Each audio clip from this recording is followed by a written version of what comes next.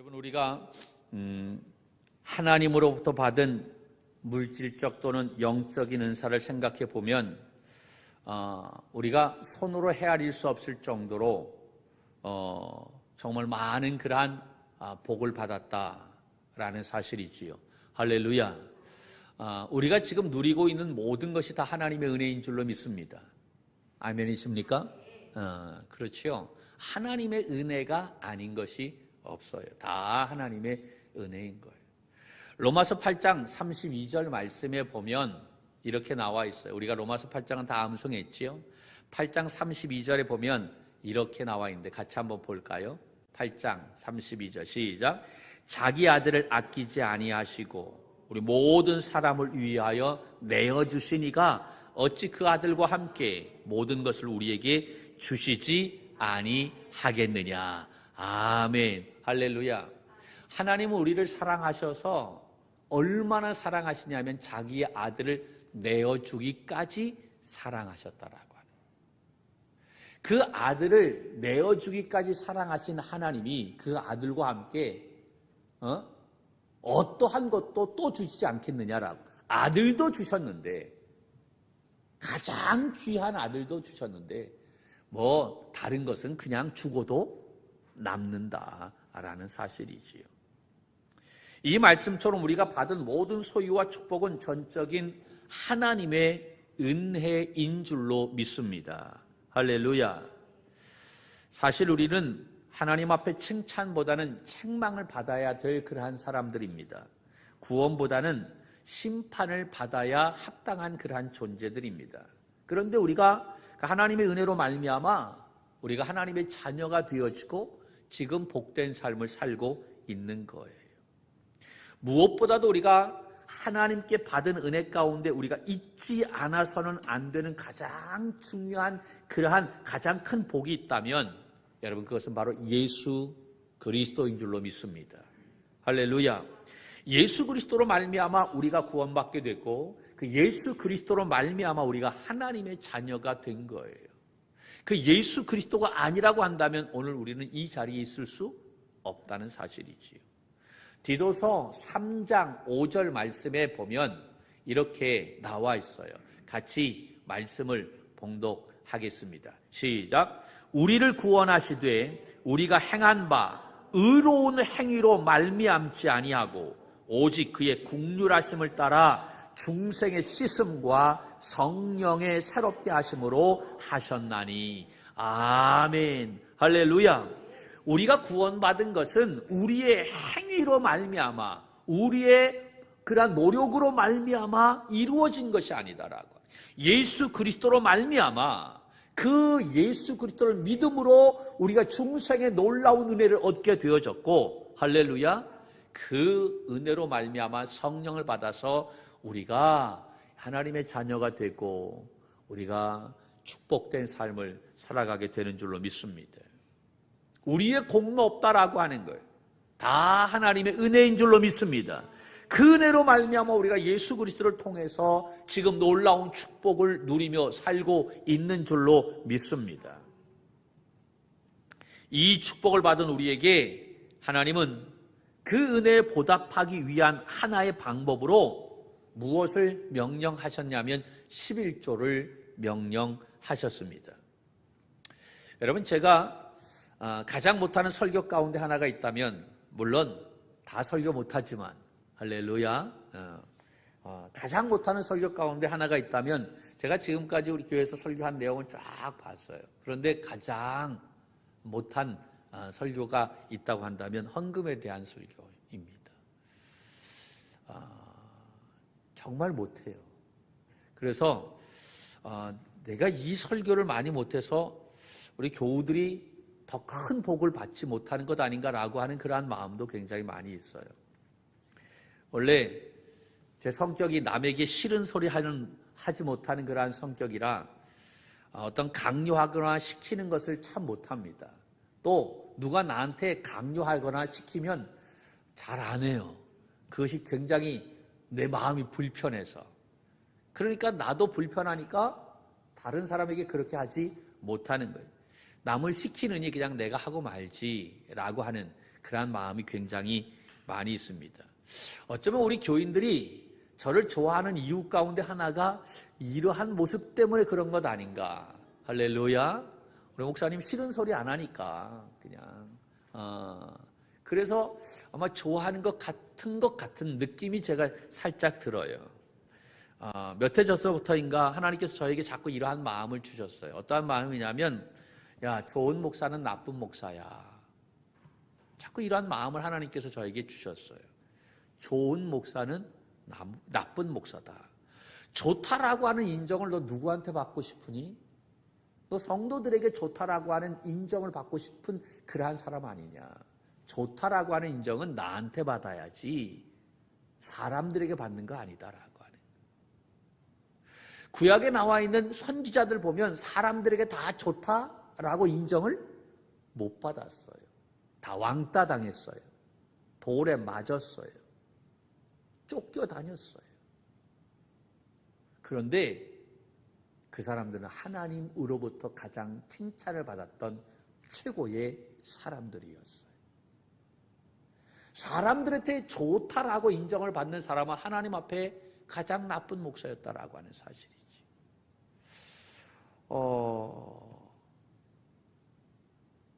갑자기 어느 순간인가 이러한 마음을 자꾸 부어주시는 거예요.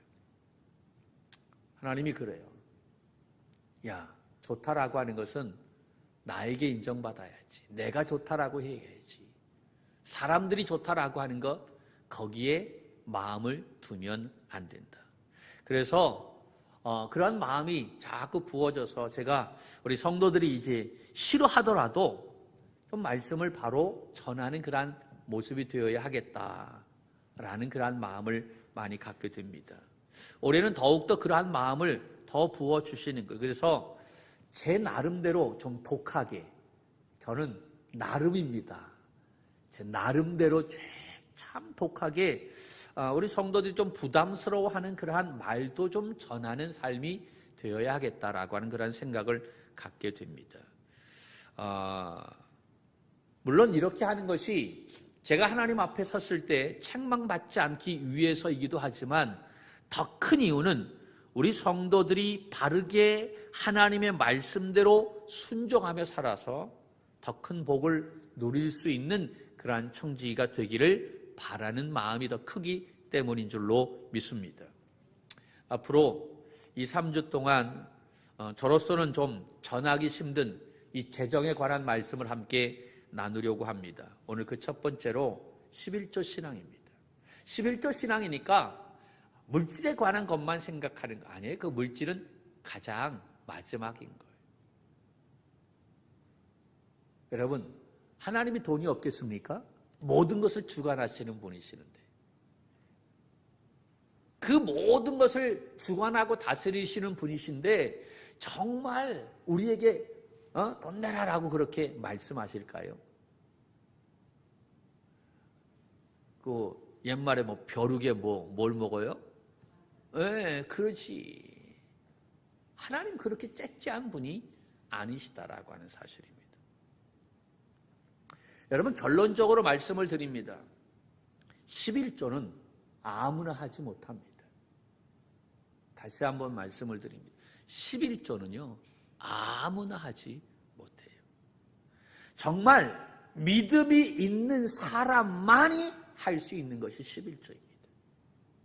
정말 이 교회를 뜨겁게 사랑하는 마음이 있는 사람만이 그 11조를 제대로 할 수 있다라고 하는 거예요. 내가 하나님을 사랑한다 함부로 얘기하지 마세요. 내가 그 증거는요 11조를 통해서 우리가 보여질 수 있는 거예요. 주님은 마태복음 6장 21절 말씀에 뭐라고 이야기하는 줄 아십니까? 내 물질이 있는 곳에, 그곳에 내 마음이 있다라고 그렇게 말씀합니다. 저는 우리 청지기 성도들이 아무나 하지 못하는 이 11조 신앙으로 든든하게 서 가기를 주님의 이름으로 간절히 축원합니다. 할렐루야.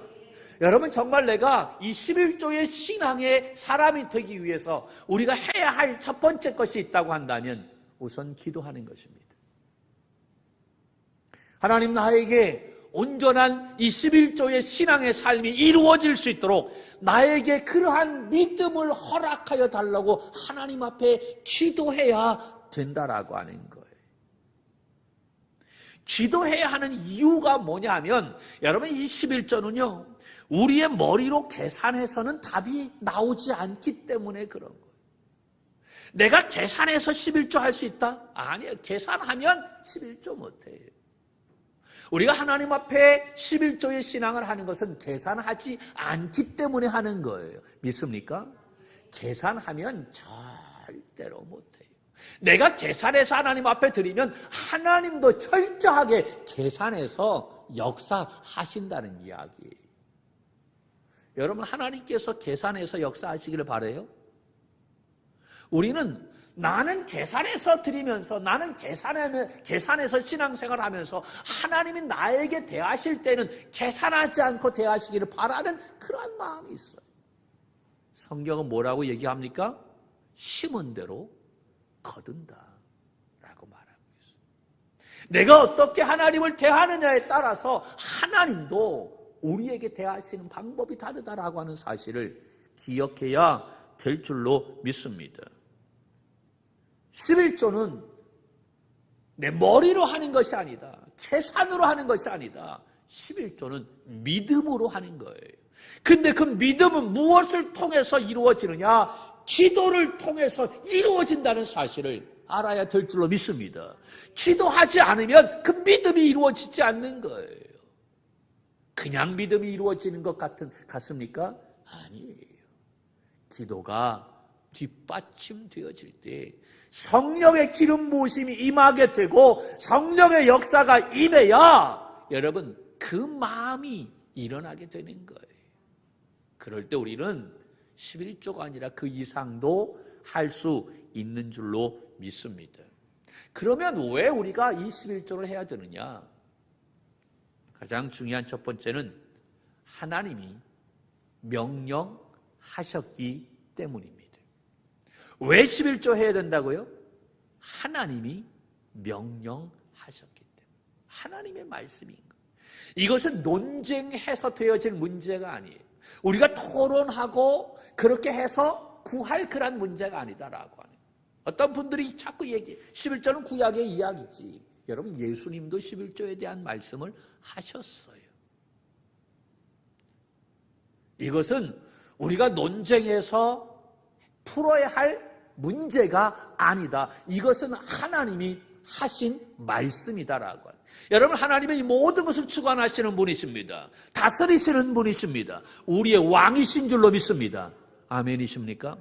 왕이신 그분이 우리에게 말씀하셨어요.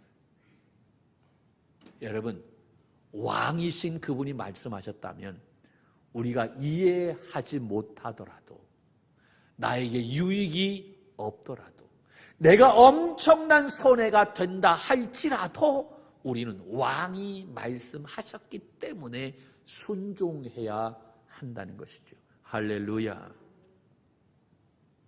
오늘 봉독한 말씀을 다시 한번 볼까요? 신명기 14장 22절 23절 말씀에 어떻게 나와 있습니까? 다시 한번 보겠습니다.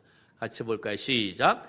너는 마땅히 매년 토지의 소산의 11조를 드릴 것이며 내 하나님 여호와 앞 곧 여호와께서 그의 이름을 두시려고 택하신 곳에서 내 곡식과 포도주와 기름의 11조를 먹으며 또 내 소와 양의 처음 난 것을 먹고 내 하나님 경외하기를 항상 배울 것이니라. 아멘. 할렐루야.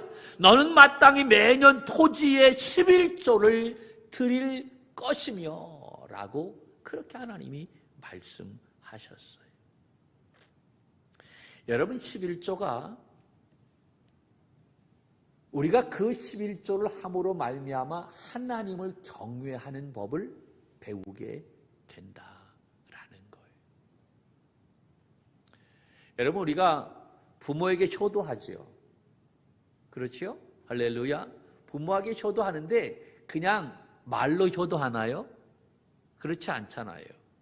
정기적으로 부모 앞에 감사하다라고 하는 표시로 용돈도 드리고 그렇잖아요. 그 용돈을 드리면서 무엇을 배우게 되냐면 부모를 공경하는 법을 배우게 되는 거예요. 이해가 되시지요? 마찬가지. 우리가 하나님 앞에 11조를 드리면서 그때 우리가 무엇을 배우게 되느냐? 정말로 하나님을 경외하는 법을 배우게 된다라고 하는 거예요. 성경은 오늘 그렇게 말씀하고 있는 거예요. 또한 이 11조라고 하는 것은 자기가 수고하여 재물을 얻었으나 그 모든 것이 하나님이 얻게 해 주심으로 얻었다라고 하는 것을 인정하는 하나의 표시가 바로 11조다라고 하는 거예요. 사람들은 그렇게 생각합니다. 내가 열심히 일을 해서 내가 벌었다라고 생각을 합니다. 그러나 그것이 아니다라고 하는 거예요. 신명기 8장 17절, 18절 말씀에 보면 뭐라고 나와 있는지 하면 이렇게 나와 있어요. 같이 보죠. 시작. 그러나 내가 마음에 이르기를 내 능력과 내 손의 힘으로 내가 이 재물을 얻었다 말할 것이라. 내 하나님 여호와를 기억하라. 그가 내게 재물 얻을 능력을 주셨습니다.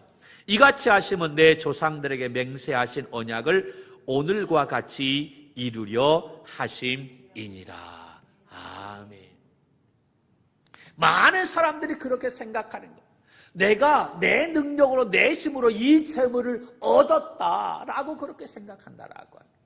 그런데 하나님은 뭐라고 얘기합니까? 그것이 아니다라고 합니다.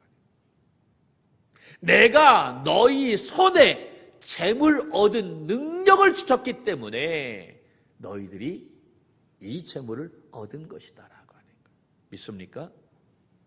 우리가 재물을 얻은 것은 하나님이 재물을 얻게 해주셨기 때문에 우리에게 재물 얻을 능력을 허락해 주셨기 때문에 우리가 얻게 된 줄로 믿습니다.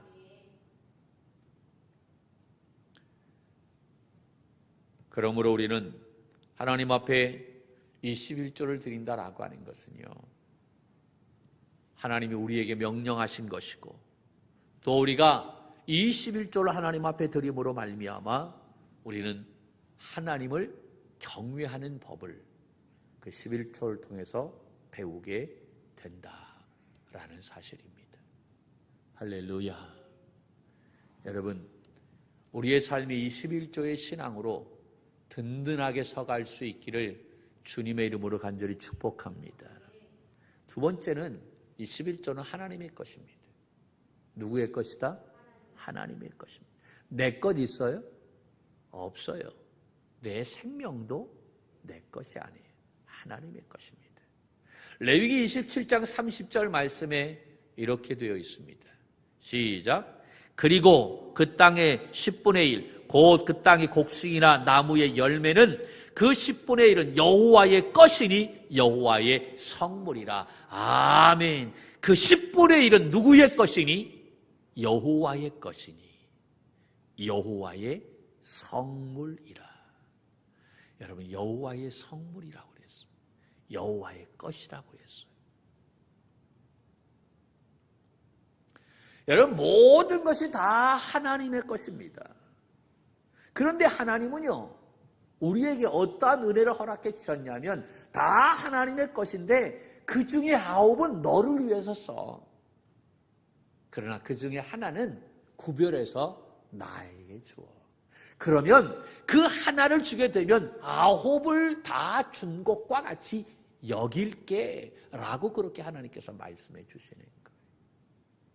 그런데 우리는 그 하나를 하나님 앞에 드리지 못한다라고 하는 거예요. 하나님이 우리에게 모든 것을 다 주셨는데 그 은혜를 누리는데 그런데 우리는 거기에 대해서 하나님 앞에 그 하나를 못 드린다라고 하는 거예요.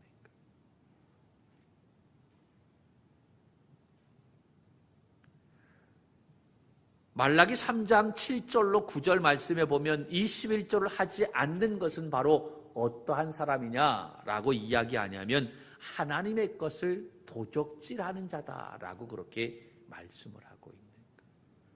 모든 것이 다 하나님의 것인데 그 중에 하나를 나한테 줘라. 그러면 나머지 다 나에게 준 것까지 여기겠다. 이것은 나의 것이야. 하나님이 그렇게 말씀하셨어요. 그 하나님의 것을 우리가 드리지 않으면 도적질하는 자다라. 여러분, 그러면서 우리가 이 땅에서 어떠한 복을 받기를 원하느냐라고 하는 사실이지.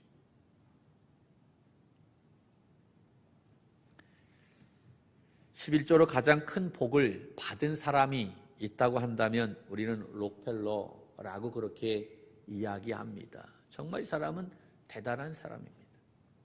그는 33세에 백만장자가 되어졌어요. 그리고 43세에 미국에서 가장 큰 회사를 그렇게 가졌어요. 그리고 53세에 억만장자가 되어졌어요. 세계에서 가장 큰 부자가 되었어요.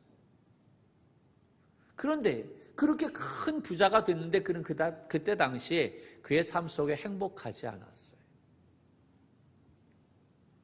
그 이유는 원일 모를 알로피셔라고 하는 그러한 그 질병을 앓고 있었는데 이러한 피부병 이렇게 탈모증 형상인데 이유가 없어요.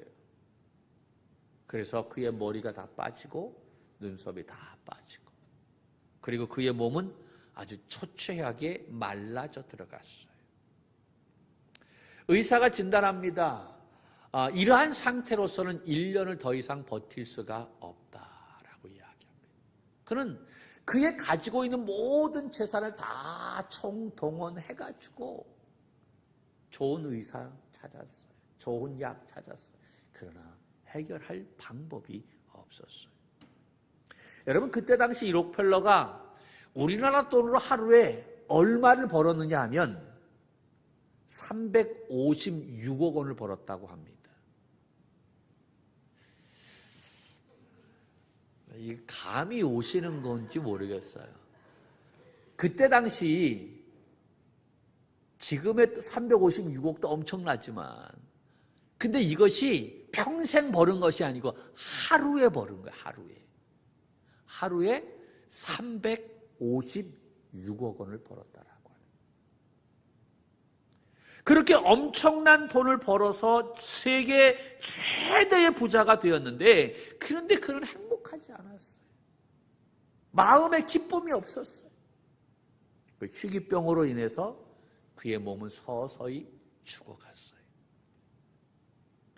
그는 1년 안에 이제 죽는다라고 하는 그 의사의 말을 듣고 그가 했던 것이 바로 뭐냐? 밤새도록 괴로워하면서 하나님 앞에 기도했어요. 부르짖어 기도했겠지요. 하나님, 그럴 수가 있겠어요. 맨 처음에는 원망에 섞인 그러한 기도하면서 부르짖어 기도했어요. 밤새 기도하며 부르짖다가 그의 마음속에 하나님께서 어떠한 마음을 허락해 주셨는지 벌떡 일어나면서 외쳤어요. 돈이 무슨 의미가 있겠느냐. 하나님이 모든 것이 되신다 라고 외치면서 이제는 내가 죽든지 살든지 하나님의 뜻대로 살기로 결심했다 라고 하는 거예요. 그가 그렇게 하나님의 뜻대로 살기로 결심을 하고 그가 했던 것이 바로 뭐냐면 록펠러 재단을 만들어서 이제는 내가 돈을 버는 사람이 아니라 돈을 쓰는 사람이 되겠다라고 하면서 돈을 펑펑 썼어요. 가난한 사람들을 돕기 시작했고 의료 사업을 하게 되어졌고 교회를 세우고 봉사단체를 만들고 헌신했어요. 그래서 자기의 모든 재산을 다 쏟아붓기 시작했어요. 그런데 그렇게 그가 나누고 베풀면서 생활하게 되어지자 그의 모습이 달라지기 시작했어요. 마음에 기쁨이 있었어요. 즐거움이 넘쳤어요. 그의 마음이 평안해졌어요. 그러면서 그의 몸도 달라지기 시작했어요. 의사가 55세를 넘기지 못한다라고 이야기했는데 그가 몇 세까지 살았냐면 98세까지 장수하며 살았다라고 하는 사실입니다. 그가 설립한 대학 가운데 시카고 대학이 있습니다. 이 시카고 대학은 지금까지 100여 명의 노벨상 수상자를 배출한 아주 유명한 대학입니다. 세계적인 대학이죠. 특별히 그 경제학에서는 이 시카고 대학이 탑입니다. 최고입니다. 그러한 가장 인류 대학이 되어졌던 이 시카고 대학뿐만 아니라 그는 종합대학을 12개를 세웠어요. 그리고 교회를 세우는데 4,928개의 교회를 지어서 봉헌했어요. 여러분, 그 천하의 다윗도 하나님의 성전을 짓고 싶어도 짓지 않았어요. 하나님이 허락하시지 않으니까 짓지 못했어요. 하나님의 성전은 아무나 짓는 것이 아니에요. 그런데 그는 4,928개의 교회를 지어서 봉헌했다라고 하는 거예요. 할렐루야. 이 외에도 수많은 병원, 봉사기관, 그가 한 일은 말로 다 표현할 수 없을 정도로 엄청난 일을 했습니다. 많은 사람들이 그 록펠러에게 이야기합니다. 어떻게 해서 이와 같은 큰 복을 받았습니까? 수많은 사람들이 질문하자 그는 아주 간단하게 이렇게 대답했어요. 내가 이러한 큰 복을 받은 것은 어머님이 물려주신 11조 신앙이다. 무슨 신앙이다? 11조 신앙이다. 그의 주머니, 왼 주머니와 오른손 주머니는 달랐어요. 오른쪽 주머니는 11조 헌금이었다라고 해요. 어떤 돈이 생기면 제일 먼저 1조를 떼어서 오른쪽 주머니에 넣었다고 합니다. 그가 이와 같은 복을 받았던 것은 바로 이 11조 신앙. 누가 가르쳐준? 어머님이 가르쳐준 11조 신앙이었다라고 말합니다. 나중에 그의 11조만 관리하는 사람이 그 회사가 설립이 되어졌는데 42여 명이나 되었다라고 이야기합니다. 할렐루야. 그냥 우리 성도님들의 그냥 그 사업장이 40명의 일꾼이 되어졌으면 좋겠어요. 11조 뭐 하네. 그런데 11조만 관리하는 직원이 40명이래. 뭐 어떻게 내가 설명을 해야 됩니까? 얼마나 복을 받았길래. 그렇잖아요.